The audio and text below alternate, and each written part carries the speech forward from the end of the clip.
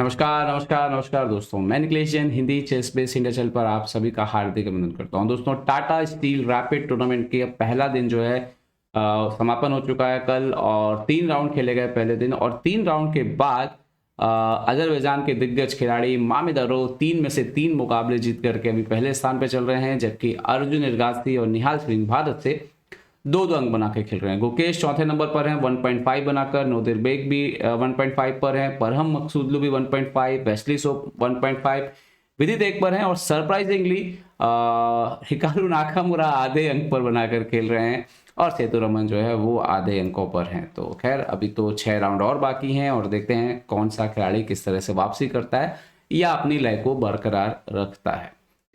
बात करेंगे यहाँ पर गुकेश के मुकाबले की। गुकेश पहला मुकाबला मामिदरो से बहुत बुरी तरह से हार गए थे और उसके बाद उनके ऊपर वापसी का दबाव था। उन्होंने वापसी की, शानदार वापसी की और दूसरे राउंड में परहम मकसूदलू को हराया। परहम मकसूदलू पूर्व विश्व जूनियर चैंपियन है और कमाल के खिलाड़ी हैं, ईरान के प्लेयर हैं।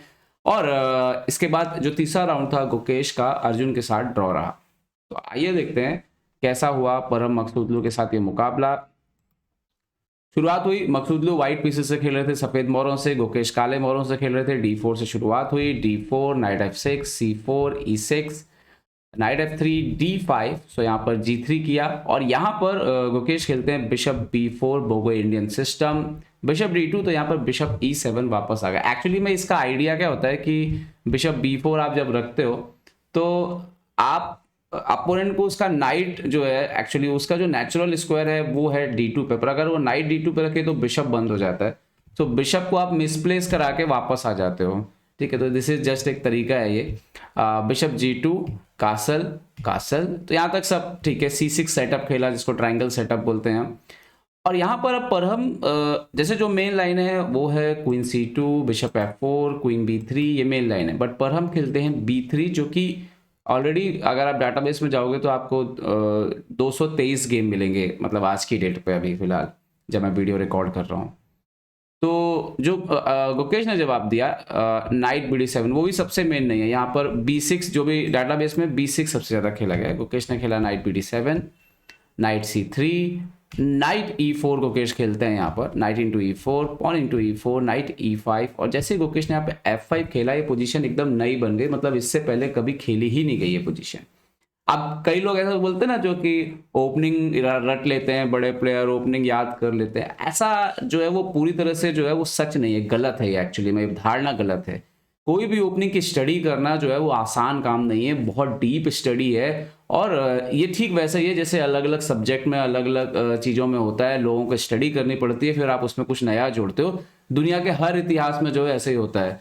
हर साइंस भी इसी पैटर्न पे काम करता है। तो शतरंज में भी जो डेवलपमेंट होता है, आप देखिए कि ओपनिंग की 11वीं चालू हुई है और खेल जो है वो ओपनिंग से बाहर आ चुका है। तो यहाँ तो अब जो भी खेला जाना है वो फुल ऑफ क्रिएटिविटी है, खुद का ज्ञान है, खुद का नॉलेज है, खुद के डिसीजन है, खुद की अंडरस्टैंडिंग है। ओके, तो F5, परम ने खेला bishop F4, bishop F6, H4। यहाँ पे क्या उन्होंने थोड़ा सा किंग साइड से स्पेस लेने की कोशिश की। क्वीन E7 खेला यहाँ पर गुकेश ने और C5 की तैयारी थी। यहाँ पर दो बातें थी, एक वाइट का सेंटर बिकॉज ऑफ ये 2 पॉन की वजह से अच्छा लग रहा है, लेकिन उसमें से एक बात ये भी है कि जो पॉन D4 पर है ये जो है फिलहाल एक हैंगिंग पॉन जैसा है।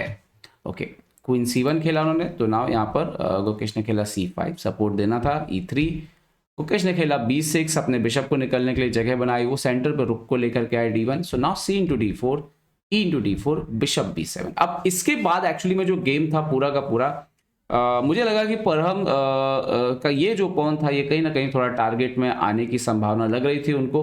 उन्होंने किस तरीके से इसको सॉल्व करने की कोशिश की हम देखते हैं। उन्होंने खेला night D7, queen D7, bishop E5 भी रखा एक्सचेंज के लिए। गुकेश अपना एक और रुक ले आए डी पॉन पे प्रेशर बढ़ाते हुए। सो नाउ क्वीन F4 और यहाँ पर गुकेश ने बिशप E5 मार दिया, क्वीन E5 और क्वीन D6। अब गुकेश श्योर थे कि अगर वो यहाँ पे एंड गेम में प्रेस करते हैं इस पोजीशन को तो उनको थोड़ा सा फायदा यहाँ पर हो सकता है इस पोजीशन को एंड गेम में खेलने का। यहाँ पे शायद पहले ही बिशप F1 एक्टिवेट किया जा सकता है, लेकिन परम ने क्या खेला, परम ने खेला क्वीन D6, रुक D6, उन्होंने C5 पुश किया, रुक आता है D5 पे, रुक C1 लेकर के। अच्छा, यहाँ पे शायद उनका वही, अगर बिशप F1 पहले खेला होता तो एक फायदा मिल सकता था। बिशप F1 जो है वो यहाँ पे कभी ना कभी रिप्लेस भी करने का उनका आइडिया था। लेकिन बिशप अभी फिलहाल आ नहीं रहा, अभी लेट है हल्का सा, क्योंकि आपके पास अभी C5 भी आपको सिक्योर करना था। सो रुक C1 खेला। सो नाउ रुक FD8, यहाँ पर CB6 AB6, और यहाँ पे ना ये क्लियर था कि D4 पे प्रेशर जो है वो और बढ़ेगा ही बढ़ेगा, क्योंकि बिशप भी आपका लाइट कलर का है, तो आप सपोर्ट तो दे नहीं सकते। कभी भी ब्लैक की वजह से साइड से E5 आएगा टाइमली, जब अगर उसका किंग विंग हट गया यहाँ से और ये बिशप C4 का प्रॉब्लम ना बचे पिनिंग का। सो उन्होंने रुक C7 खेल के एक रुक एक्सचेंज किया यहाँ पे। यहाँ पर अच्छा, यहाँ पे उन्होंने गुकेश ने एक्सचेंज किया। अगर गुकेश यहाँ पे रुक इनटू D4 के लिए जाते तो ये अच्छी चाल नहीं होती, क्योंकि रुक D4 रुक D4 रुक B7 आपका पीस जा रहा है, तो आप रुक D4 नहीं मार सकते थे। फोर्स था रुक एट D7, यहाँ पे रुक एक्सचेंज हो गया and now bishop F1। But इस पोजीशन को आप अगर थोड़ा पॉज करो और बोर्ड पे लगा के सोचो तो आपको समझ में आएगा कि भले यहाँ पे 2 पॉन है वाइट का, लेकिन उसका जैसे ये पॉन अगर बोर्ड पे जाएगा तो सडनली यहाँ पे आप देखिए 5 वर्सेस 3 हो जाएगा, और ये जो 2 पॉन है ये सेंटर से काफी तेजी से यहाँ पे दौड़ सकता है। यहाँ पे तो एक पॉन है, तो ये खतरा जो है वो परहम के ऊपर जो है वो लगातार मंडरा रहा था। ओके, तो गुकेश ने किंग इंप्रूव करना शुरू कर दिया। किंग F7, रुक C1 आए वो। सो नाउ किंग F6, रुक C4 आए, सो बिशप D5, रुक गया B4, तो यहाँ पे रुक D6 से डिफेंड किया पहले पॉन को। A4 आए।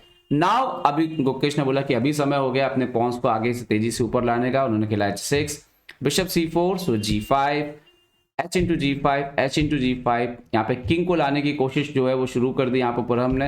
एंड नाउ F4, तो वो उनका क्लियर हो गया था कि जैसे ही वो D वाला पॉन मरेगा, यहाँ पे पॉन काफी तेज जो है वो होने वाले। ऑलरेडी 4th रैंक पे दौड़ के 2 पॉन पहुंच रहे हैं with the help of king भी साथ में। यहाँ पे परहम ने क्या किया कि यहाँ पे शायद वो BD5 ED5 खेल के और G4 खेलते तो ज्यादा बेहतर सेटअप होता, और उन्होंने यहाँ पे GF4 डिसाइड किया, मतलब वो पॉन सॉल्व कर दिया। और अब इसके बाद जो पोजीशन थी उन्होंने किंग E2 खेला यहाँ पर, बट गुकेश ने टाइमली बिशप C4। यहाँ पे शायद गुकेश भी किंग G5 जा सकते थे, उन्होंने बिशप C4 खेला, रुक C4 आया एंड नाउ E5। अब मजेदार बात ये थी कि एक्चुअली में ये पोजीशन जो थी ना D5 किंग E5 और रुक C3, ये मोस्टली ड्रॉ होनी चाहिए, बट परहम जो है वो उनके दिमाग में अलग चल रहा था। तो उन्हें लगा कि ये पॉन एक्सचेंज करने से अच्छा है D5 डायरेक्ट दे देता हूं और B6 मार लेता हूं। अब ये जो डिसीजन था, यही जो डिसीजन था बाद में उनको यहाँ पर महंगा पड़ा। इन्होंने खेला किंग F5, रुक C6, सो नाउ रुक इनटू D5, रुक इनटू B6। अब देखो यहाँ पे ना 2 पॉन है, जो पास पॉन है तेजी से आगे बढ़ सकते हैं, लेकिन इसमें ध्यान देने वाली बात है कि रुक जो है वो पॉन के रास्ते में बैठा है, मतलब जो पॉन